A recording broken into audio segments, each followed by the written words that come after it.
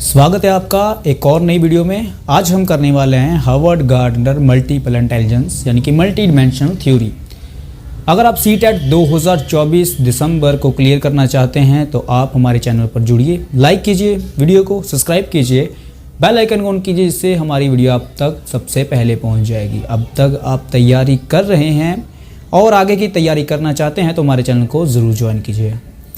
जैसे कि सीटेट 2024 जो दिसंबर में होने वाला है, उसकी चाइल्ड डेवलपमेंट पेडागोजी के जो साइकोलॉजिस्ट हैं उनकी हमारी लिस्ट चल रही है। जैसे कि पहले हमने पियाजे की बात की, नेक्स्ट हमने वाइगोत्स्की और आज कर रहे हैं हार्वर्ड गार्डनर, जिन्होंने मल्टीपल इंटेलिजेंस थ्योरी दी है। वो क्या है समझते हैं।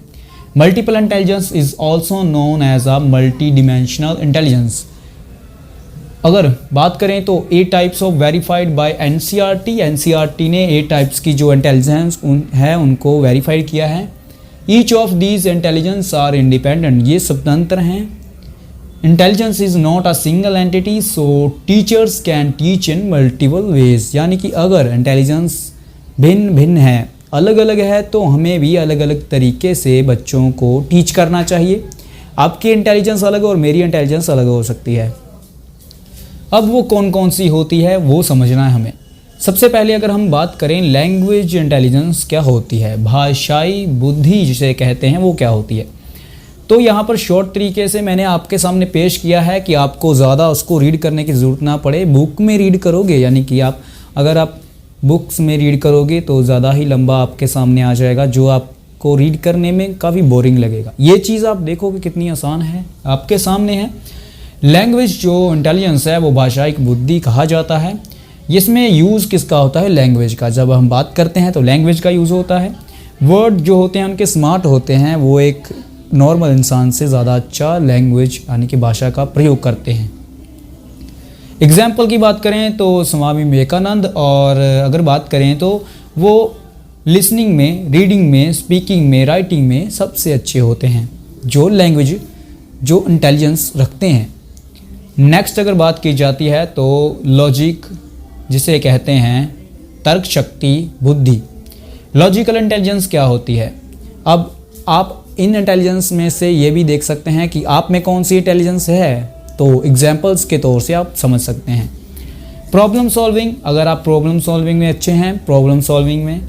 थिंकिंग लॉजिकली, अगर आप किसी भी चीज़ में तर्क को ढूंढते हैं तो आप लॉजिकल इंटेलिजेंस रखते हैं। एग्जाम्पल की अगर बात की जाए तो अल्बर्ट आइंस्टाइन और एपीजे अब्दुल कलाम भी इसमें ही आते हैं, जो कि लॉजिकल इंटेलिजेंस रखते थे। बात करें तीसरी जो हमारी इंटेलिजेंस है वो क्या है, वो है स्पिरिचुअल इंटेलिजेंस, जिसे हम स्थानिक बुद्धि भी कहते हैं। अब ये क्या होती है, ज़्यादातर कई चीज़ों में आती है। उसका जो स्पिरिचुअल इंटेलिजेंस होगा जिसमें वो क्या करेगा, forming visual images and patterns. वो किसी भी चीज़ को समझ सकता है, कोई भी पैटर्न समझ सकता है।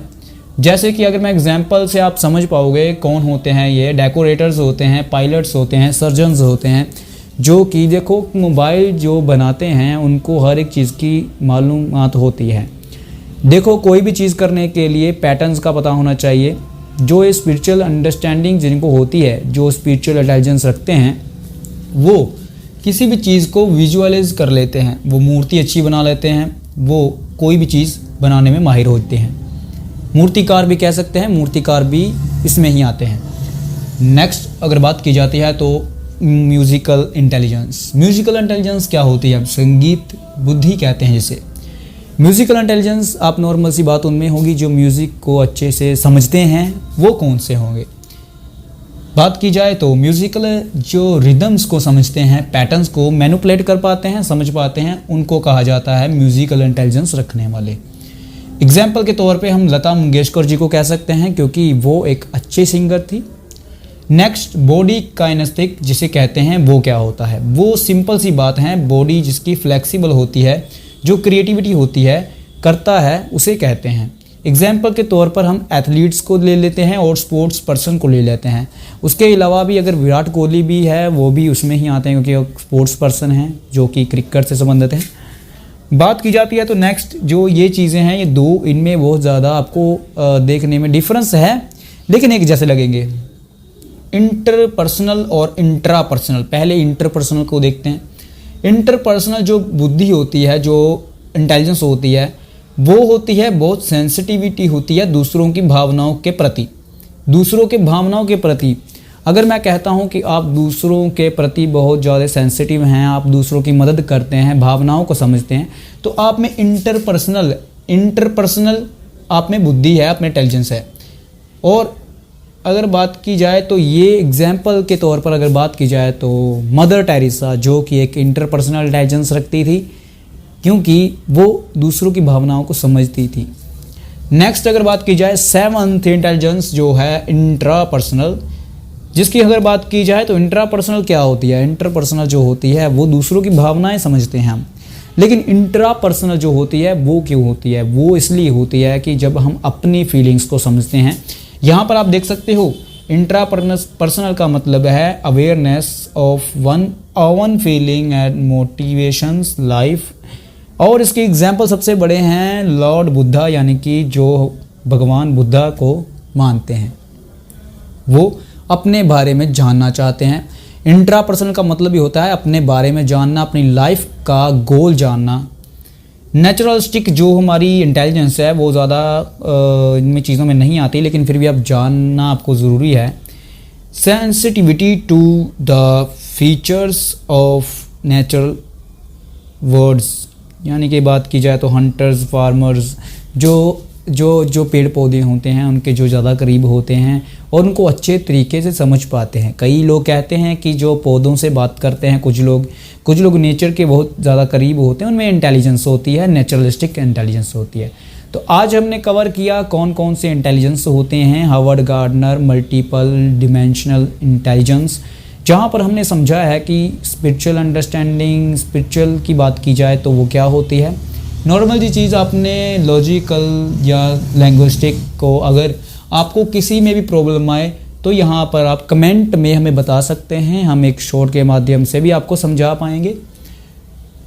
नॉर्मल सी बात यहाँ पर ये की जाती है कि CTET 2024 जो दिसंबर में आने वाला है वो हो सकता है 2025 यानी कि जनवरी के महीने हो। जनवरी के महीने अगर होगा तो आपकी तैयारी होगी, क्योंकि आपने हमारी वीडियोस देखी होगी। ज़रूरी नहीं है, आप कॉपी पे नोट कर सकते हैं। मल्टीपल इंटेलिजेंस 8 तरह की जो हमारी इंटेलिजेंस होती हैं, जो कि NCERT के द्वारा वेरीफाइड हैं। इनके अलावा भी इंटेलिजेंस हैं, लेकिन नहीं, क्योंकि NCERT ने जो वेरीफाइड की है उनमें से ही जो है वो एग्ज़ाम में क्वेश्चंस आते हैं। अब मैं आपसे पूछ लेता हूँ कि कोई ऐसा क्वेश्चन जो कि इनसे रिलेटेड हो। अगर मैं बात करूं तो कोई ऐसा एक ऐसा व्यक्ति है जो कि अच्छे तरीके से बातें कर लेता है, डिबेट में अच्छा है, वो हर एक चीज़ में जिसकी लैंग्वेज यूज़ करने में अच्छा है, तो वो कौन सी इंटेलिजेंस रखता है? तो सिंपल सी बात है, यहाँ पर आप कहोगे कि वो लैंग्विस्टिक, जैसे कि भाषाई बुद्धि कहते हैं, वो रखता होगा। अगर मैं बात करूँगा कि कोई ऐसा बंदा जो प्रॉब्लम सॉल्विंग सबसे आगे है, वो कोई भी प्रॉब्लम को सॉल्व कर लेता है, दिमाग से काम कर लेता है, वो लॉजिकल इंटेलिजेंस रखता होगा।